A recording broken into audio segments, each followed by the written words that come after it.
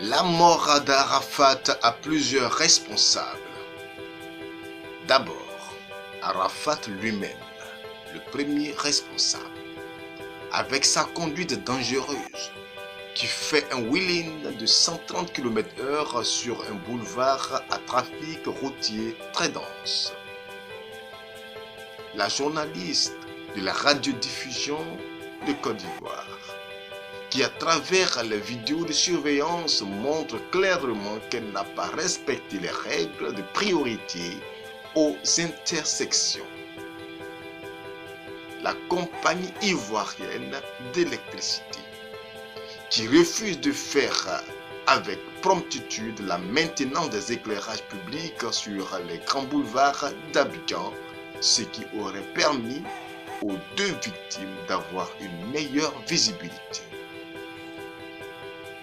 La Géroute,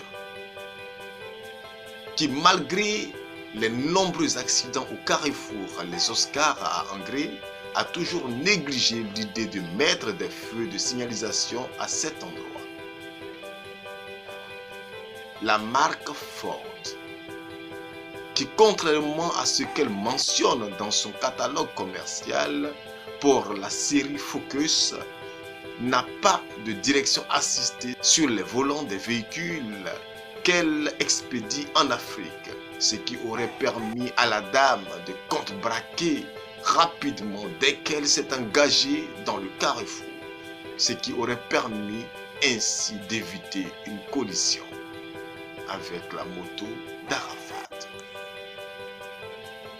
Les irresponsables d'Ami Ropero d'Arafat, qui sont Olo Pacha, Oscar le motard et Bidule, qui, comme le montre une vidéo qui a été tournée quelques heures avant la tragédie, ont manqué manifestement de courage en n'empêchant pas l'artiste d'enjamber sa moto alors que ce dernier montrait des signes de faiblesse liés probablement à la fatigue ou à l'ivresse.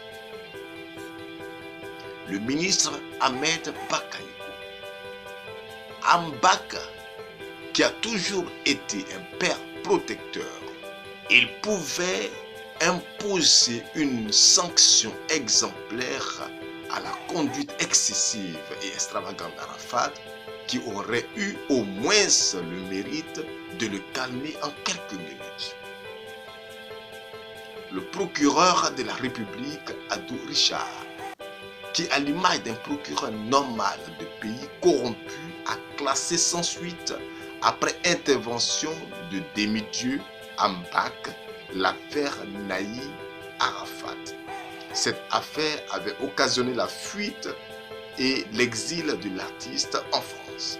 C'est à cause de la corruption de notre système judiciaire que Arafat est rentré d'exil et a pu reprendre impunément ses phrases. J'aurais préféré un Arafat en exil ou en prison qu'un Arafat mort. Par respect pour la douleur que traverse Tina Glamour, je ne m'étalerai pas sur sa part de responsabilité en tant que mère. Juste pour vous dire que l'immense tristesse que nous traversons en ce moment avec la mort tragique d'Arafat Diké nous amène à chercher un coupable idéal. Cependant, la raison doit nous amener à faire preuve de mesure dans nos réactions et accepter l'idée que quand votre heure a sonné, quelles qu'en soient les circonstances dans lesquelles vous vous trouvez, vous ne pouvez échapper à l'appel du destin. Repose en paix, Ange Didier, dit Arafat Diké.